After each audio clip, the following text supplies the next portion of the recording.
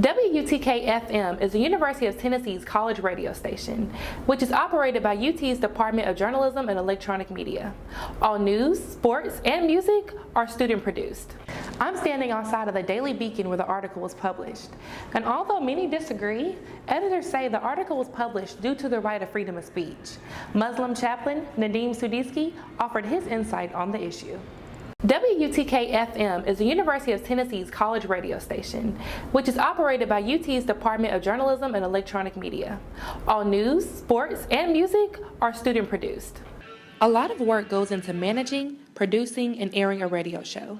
And behind it all, General Manager Benny Smith helps make it happen. I manage the station, I manage our staff, I manage our DJs, but my most important task to me is making sure that this station serves as an effective laboratory, learning laboratory for students. And so what I try to do is, what I try to explain to the students is, WUTK is like a bicycle. My job is greasing the chain so that they're able to pedal it faster and further so they can make themselves better. In this learning laboratory, students like Shaquille Jones have found Benny's assistance in managing most beneficial.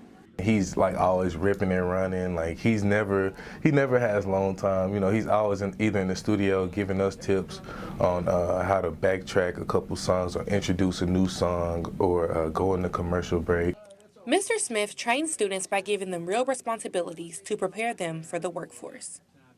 There are lots of different elements and functions inside a radio station. What we try to do is plug as many students as we can into those positions and allow them to start getting better and better at what they do. Students like Shaquille, who are graduating in December, are more than satisfied with their decision to intern with WUTK. I'm glad that I chose WTK, and Benny and WTK has more than prepared me to obtain a job in my field after I graduate. 90.3 The Rock has plans to erect a new antenna to strengthen the station's signal. We just need to restructure a couple things so that we can start pursuing that again and move forward, so that here within the next year, maybe 2 years, we can get the new tower up and see what we can do with our signal and make it a bit stronger. 90.3 The Rock will continue to reconstruct their staff and has raised enough money to have the new antenna up within the next 2 years. Reporting for UT Today, this is Faith Howard.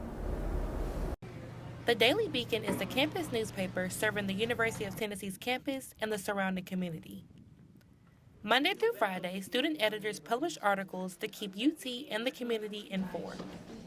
But on October 20th, 2016, many people were troubled by what they read. An anonymous student wrote an article diminishing the Muslim religion in profiles. Jude Hassan, student at the University of Tennessee, discussed the article in further detail.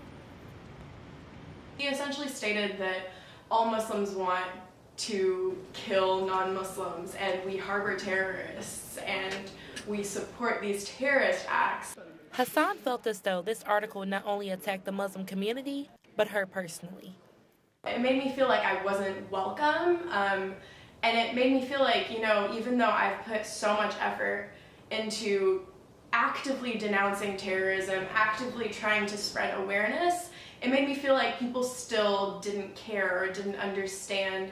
I'm standing outside of the Daily Beacon where the article was published. And although many disagree, editors say the article was published due to the right of freedom of speech. Muslim chaplain Nadim Sudisky offered his insight on the issue. In terms of solutions, I think that's up to the Beacon to be more rigorous about what it finds appropriate, to basically lead by publishing great stuff, great content, by soliciting great content, by putting two sides of an opinion out there, but let it be academic, let it be rigorous, let it be something that is guiding us to something better, not something that is just making people angry and upset and turn on each other. I think that's what we saw. Hassan offered a solution as well, to possibly prevent reoccurring issues like this one.